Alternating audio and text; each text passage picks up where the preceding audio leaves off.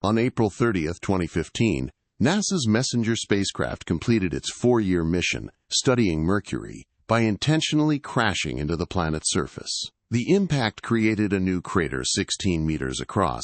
Mission complete. Data transmission ended.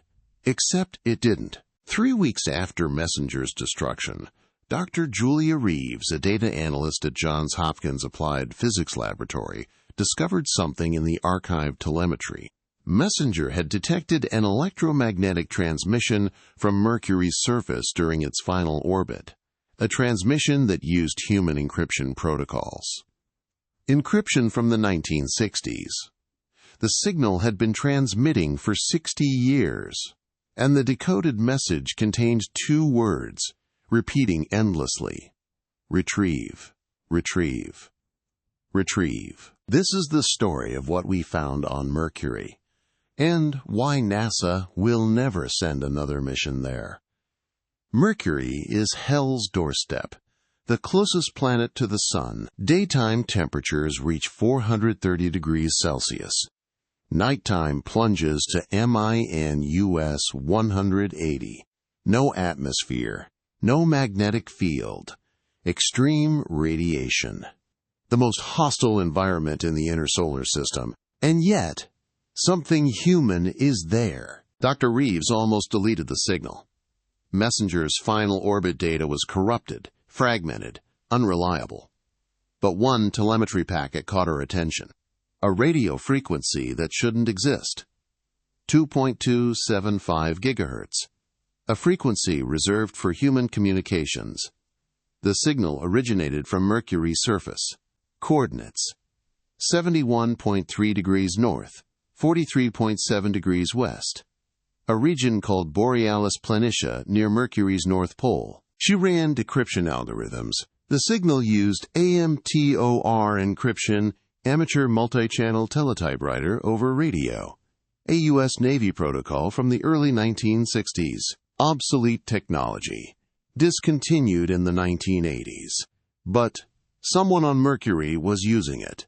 The decoded message contained 3 data packets. Coordinates: 71.3 degrees north, 43.7 degrees west. A single word: retrieve. An identifier: HERMESONE3. Reeves brought the data to her supervisor. It was immediately classified. She was ordered to sign NDAs and forget about it. But she didn't forget. She searched NASA's historical archives and found references to Project Hermes, a classified program from 1962 to 1965. Objective: land a probe on Mercury before the Soviet Union. 4 missions launched between 1963 and 1965. All failures, according to official records. The program was canceled late 1965. But Reeves found inconsistencies, budget allocations that didn't match official mission counts, and a reference to Hermes 1-3 recovery protocols. She found a crew manifest dated February 28, 1965. Mission: Hermes 1-3. Destination: Mercury surface landing. Crew: Captain David Brennan, pilot. Lieutenant Sarah Okonkwo, systems engineer. Dr. James Park, planetary scientist. Launch date: March 4, 1965. Planned return: March 18, 1965. There was no return date recorded. In November 2015, Reeves violated her NDA. She contacted investigative journalist Dr. Elena Vasquez, who specialized in classified space programs. Reeves provided everything: the messenger signal, the Hermes records, the crew manifest. Vasquez spent 3 months verifying. Then, in February 2016, she published The Mercury 3, the secret mission NASA doesn't want you to know. The article went viral. NASA's response: Project Hermes was unmanned probe tests. All missions failed. No crewed missions to Mercury were ever attempted. The signal is likely data corruption. But Vasquez had more than the article. She decoded the full messenger transmission. The complete message was 47 seconds long. This is Hermes 1-3, Captain David Brennan. March 19, 1965. We are stranded on Mercury's surface. Landing successful, but return engine failed. Requesting immediate retrieval. Coordinates 71.3 north, 43.7 west. Temperature control failing. Radiation levels extreme. Request retrieval. March 19, 1965. One day after the planned return window. 60 years ago. Still transmitting. Vasquez published the decoded audio. Within hours, it was removed from every platform. Copyright strikes. National security violations. But thousands had downloaded it. And they noticed something in the background. Behind Brennan's voice. A sound. Rhythmic. Like breathing. But not human. Too slow. Too deep. And the message didn't make sense. No 1960s power source could sustain transmission for 60 years. Not in Mercury's extreme environment. Someone or something had kept that beacon active. In March 2016, Vasquez received an anonymous package. A USB drive containing video footage. Metadata. Recorded 2014. Messenger orbital camera. Classified. The footage showed Mercury's surface. Borealis Planitia. The exact coordinates from the signal. And there was a structure. A landing module. 1960s American design. Partially buried in regolith. Solar panels deployed but damaged. And near the module, a second structure. Not human. Larger. Hexagonal. Built from materials that absorbed light. Ancient. Alien. Connected to the landing module by an umbilical. The human module wasn't alone. It was attached to something that had been there long before 1965. Vasquez posted the video. Within 6 hours, her website was taken down. Federal agents visited her home. The video was scrubbed. But not before image specialists confirmed it was authentic messenger footage. The human module matched 1960s spacecraft design. And the alien structure matched patterns seen elsewhere. Europa's teaching sphere. The moon's tunnel symbols. Phobos's doorway. Mars's monitoring blocks. Ancient network architecture. Mercury had an ancient network facility. A solar observatory. Positioned closest to the sun. Monitoring our star. Recording solar activity. For millions of years. And in 1965, 3 humans had landed right next to it. In April 2016, Vasquez received one final communication. An encrypted email containing a second audio file, labeled Hermes 1-3, Final Transmission, April 2015. April 2015. The month Messenger crashed. 60 years after Hermes landed. The audio was the same AMTOR encryption, but the message was different. A voice. Male. Aged but clear. This is Captain David Brennan, Hermes 1-3. If you're receiving this, Messenger has completed its mission. We watched it fall. We've been watching everything for 60 years. The facility keeps us alive, preserved, all 3 of us. We haven't aged, haven't died, connected to something we don't understand, something that watches the sun. We've seen things, solar events, patterns. The sun isn't random. It's responding to something.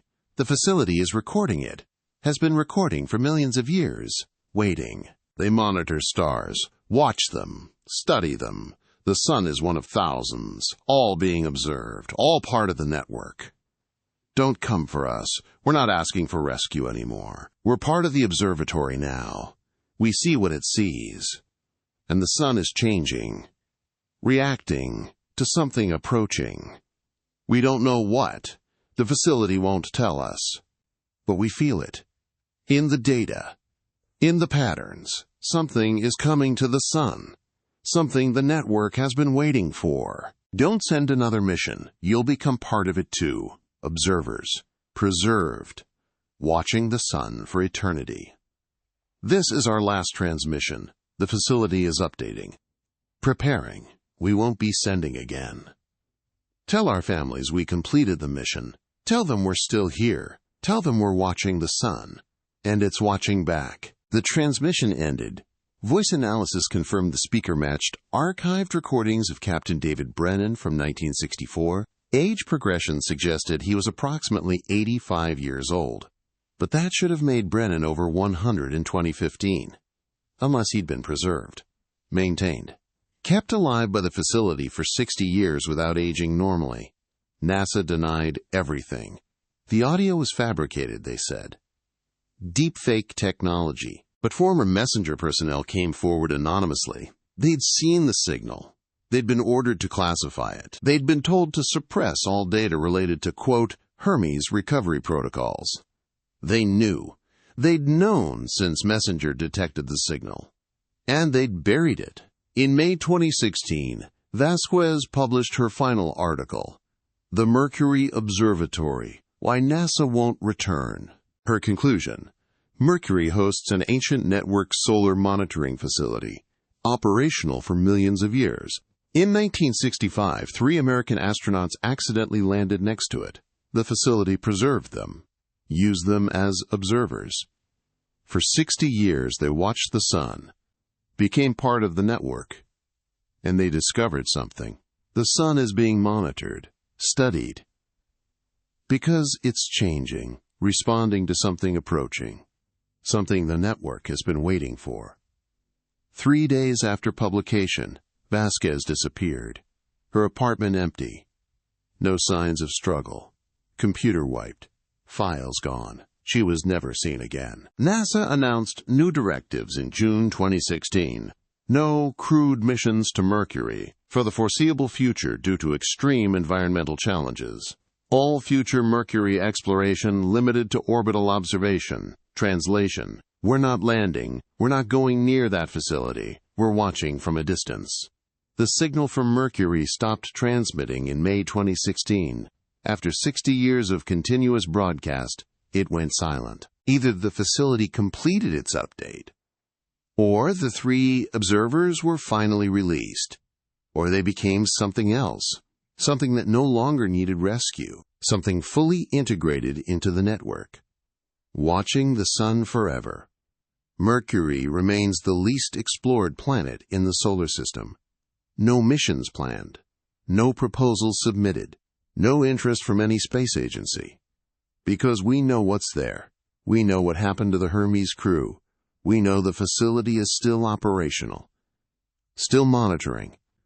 Still waiting. For whatever is approaching the sun, the ancient network watches stars.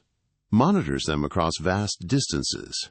And Mercury is the network's front row seat to our sun. Captain Brennan and his crew completed their mission. They reached Mercury, they landed successfully. And they're still there. Still watching. Still observing. Not as rescuers hoped. As part of the network. As eternal observers. As warning. Don't retrieve. Don't land. Don't make contact. The facility doesn't need visitors. It needs observers. And once you arrive, you never leave. You become part of the watch, part of the eternal vigil monitoring the sun. Because the sun is changing, reacting, responding. And the ancient network knows what's coming. We don't. The closest planet to the sun. Extreme radiation. Impossible environment. And 3 humans who've been there for 60 years. Still alive. Still watching. Still warning. The Mercury messenger transmitted for 60 years. Then went silent. Not because the mission ended. Because the observers no longer needed rescue. They'd become exactly what the facility required. Watchers of the sun forever.